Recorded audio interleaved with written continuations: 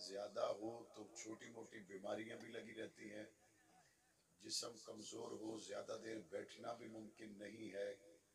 لیکن اس کے باوجود آرام سے، سکون سے، تسلی سے، چہرے پر مسکراہٹ سجائے، آنکھوں میں ایک خوبصورت چمک لیے آپ یہاں موجود ہیں۔ اب آپ سے کوئی آ کے پوچھے کہ آپ آرام کرتے، گھر میں جاتے، بستر میں سوتے، آپ آرام سے سکون سے نیند پوری کرتے تو وہ زیادہ بہتر تھا۔ آپ یہاں آ گئے، بیٹھ گئے، بیمار بھی ہیں، اتنی دیر سے آپ بیٹھے ہوئے ہیں، رات کا ایک طویل حصہ گزر گیا، اور آپ یہاں کیوں مشکل میں اپنے آپ کو ڈال کر کئی گھنٹوں سے اس پنڈال میں زمین پر بیٹھے ہوئے ہیں؟ تو کہنے والا کہے گا کہ بھئی میں یہاں اس لیے آیا ہوں کہ یہاں پہ حضور کی بات ہوگی، میں یہاں اس لیے آیا ہوں کہ یہاں پہ صحابہ کی بات ہوگی، یہاں پہ اہل بیت کی بات ہوگی۔ تو اس کے کوئی کہے کہ جنہوں نے آپ کو حضور کی بات سنانے کے لیے آنا ہے، کیا انہوں نے حضور کو دیکھا ہے؟ جنہوں نے آپ کو صحابہ کی باتیں سنانے آنا ہے، کیا انہوں نے حضور کو دیکھا ہے؟ آپ کہیں گے نہیں، انہوں نے نہیں دیکھا، ان کے آباء و اجداد نے نہیں دیکھا۔ اچھا، سنانے والے کے آباء و اجداد نے بھی نہیں دیکھا، سننے والے کے آباء و اجداد نے بھی نہیں دیکھا، پھر بھی مصطفیٰ کریم کی بات میں اللہ نے اتنی کشش رکھی ہے کہ بندہ بستر چھوڑ کے آ جائے، پھر بھی مصطفیٰ کریم کی بات میں اللہ نے اتنی کشش رکھی ہے کہ بندہ آرام چھوڑ کے آ جائے، بندہ دور دراز کا سفر کر کے آ جائے۔ تو مانا والا کے لوگوں سوچو تو صحیح، جب آج کے دور میں جنہوں نے مصطفیٰ کو دیکھا بھی نہیں ہے، یہ رات کو محفل سجائیں تو لوگ بستر چھوڑ کے آ جاتے ہیں، جب میرے مصطفیٰ کریم نے خود صحابہ کو پکارا ہوگا تو پاک پیغمبر کے صحابہ کیسے آئے ہوں گے؟ بالفاظ دیگر میں کہوں، ہم نے دیکھا بھی نہیں ہے، ہماری محبت کا عالم یہ ہے، جس نے گود میں سلا کے دیکھا ہوگا اس کی محبت کا عالم کیا ہوگا،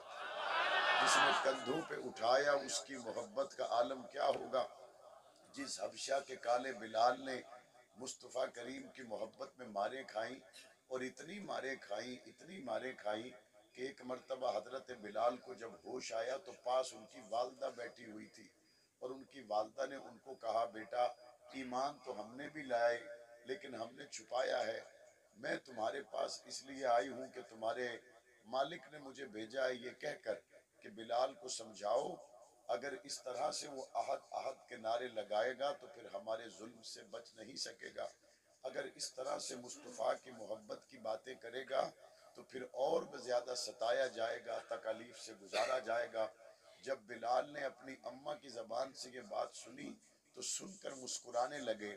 اماں نے کہا بیٹا خون میں لت پت ہے، زخموں سے تیرا جسم چور ہے، این اس حالت میں تیری مسکراہٹ میری سمجھ میں نہیں آئی۔ تو بلال جواب میں کہتا ہے اماں انہوں نے مجھے مار کر تو دیکھ لیا، آج جب تجھے میں نے یہاں دیکھا اور تو نے بتایا کہ بھیجا بھی تجھے میرے مالک نے ہے تو میں سمجھ گیا کہ ان کا ہر ظلم میں برداشت کر گیا ہوں اسی لیے تجھے بھیجا ہے، ان کا ہر ستم میں برداشت کر گیا ہوں اسی لیے تجھے بھیجا ہے۔ اس کا مطلب ہے کہ میں سارے دکھ تکلیفوں سے گزر کر بھی مصطفیٰ کریم کی محبت پہ قائم رہا ہوں۔ یہ ان لوگوں کی محبت ہے جنہوں نے جاگتی آنکھوں سے پیارے آقا کو دیکھا۔ آج صحابہ پر بات کرنے والے لوگ کہتے ہیں کہ صحابہ اکرام بدل گئے تھے، کہتے ہیں صحابہ اکرام پھر گئے تھے۔ یہ تبلیغی جماعت والے کسی کو پہلے لگاتے سروزہ، پھر اس کو لگاتے چلہ، پھر کہتے ہیں اب 3 چلوں میں چلو، جب 3 چلے ہو جائیں تو کہتے ہیں اب سال لگا لو، جب سال لگ جائے تو پھر کہتے ہیں اچھا اب آپ اپنے اعمال پورے کریں، اب آپ کی بیرون کی تشکیل ہے، تو بیرون کے لیے 3 سال بھیج دیتے ہیں۔ آپ اخبارات پڑھتے رہتے ہیں، خبریں سنتے رہتے ہیں، نوجوان بیٹھے ہوئے ہیں، آپ اس بات کو جانتے ہیں کہ پاکستان کی فٹ بال کی ٹیم ایک مرتبہ جاپان میں گئی تھی تو اکثر کھلاڑی واپس نہیں آئے، وہیں سے گم ہو گئے، بھاگ گئے، انہوں نے کہا واپس جائیں گے ایک بے روزگاری کا سامنا، غریب ملک میں رہ کے کیا کریں گے، بہتر ہے جاپان میں ہی رہ جاؤ۔ اسی طریقے سے اور کئی لوگ یہاں سے ڈنکیاں لگا کے بھاگ جاتے ہیں۔ کتنے لوگ ہیں جو یہاں سے کسی نہ کسی اہم ترین سرکاری عوض پہ، سرکاری پروٹوکول سے جاتے ہیں لیکن وہاں سے واپس نہیں آتے۔ تو میں نے کہا یہ جتنے لوگ بھاگ جاتے ہیں، یہ جتنے لوگ واپس نہیں آتے، کیا کوئی تبلیغی جماعت والا بھی انگلینڈ میں کبھی بھاگا ہے؟ کیا کوئی تبلیغی جماعت والا بھی کبھی امریکہ میں تشکیل ہوئی ہو واپس آنے سے بھاگا ہے؟ کیا کوئی تبلیغی جماعت والا بھی جاپان میں تشکیل ہوئی ہو واپس آنے سے پہلے گم ہوا ہے، نمبر بند کیا ہے، پاسپورٹ پھاڑا ہے؟ وہ کہتے نہیں تبلیغی جماعت والے گم نہیں ہوتے۔ میں نے کہا کیوں، ان کو موقع نہیں ملتا؟ کہتے نہیں موقع تو ملتا ہے، لیکن یہ اس لیے گم نہیں ہوتے کہ یہاں چلہ 4 مہینے لگانے کے بعد ان کا ایک ذہن بن جاتا ہے کہ، اور اس ذہن بننے کے بعد ان کی نظر میں جاپان کی حیثیت نہیں رہتی، وہ ذہن بننے کے بعد ان کی نظر میں امریکہ کی حیثیت نہیں رہتی، وہ ذہن بننے کے بعد ان کی نظر میں روزگار اور بے روزگاری کی حیثیت نہیں رہتی۔ یہ اللہ سے ایسے جڑ جاتے ہیں، انگلینڈ بھی جائیں تو واپس آ جاتے ہیں، بھاگنے کا سوال ہی پیدا نہیں ہوتا۔ وہ میں نے کہا دیکھو تو صحیح،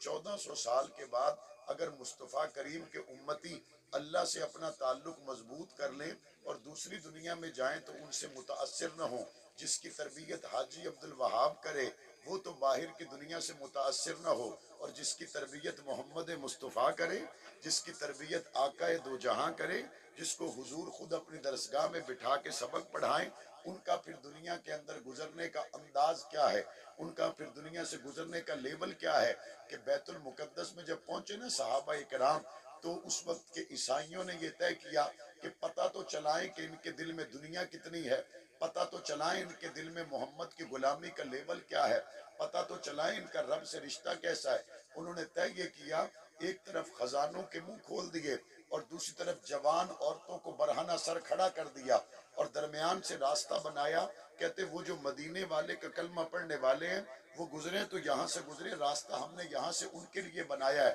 اور ان کا خیال یہ تھا جب وہ اس راستے سے گزریں گے برہنہ سر جوان لڑکیوں کو دیکھیں گے تو اسی طرف مائل ہو جائیں گے، یہاں خزانوں کے منہ کھلے ہوئے اس طرف جائیں گے تو ہیرے جواہرات کو سمیٹ کر اپنے سامان میں ڈال کر اس کو اٹھانا اپنے لیے باعث سعادت سمجھیں گے۔ جب صحابہ درمیان سے گزرے تو انگلیاں منہ میں دبا کر عیسائی دیکھتے رہ گئے، محمد کے غلام گزرے، آنکھ اٹھا کے کسی نے عورت کو نہیں دیکھا، آنکھ اٹھا کے کسی نے خزانے کی ٹوکریوں کو نہیں دیکھا، کسی نے دائیں بائیں توجہ کی ہی کوئی نہیں۔ انہوں نے کہا بس بات سمجھ میں آ گئی، جن کی تربیت جو ان کی تربیت کر گئے، ان کی آنکھ میں حیا یہ ہے، جو ان کی تربیت کر گئے جہاں لالچ کا تصور ہی کوئی نہیں، بس مان لو یہ سچے نبی کے سچے غلاموں کے سوا اور کوئی نہیں ہو سکتا۔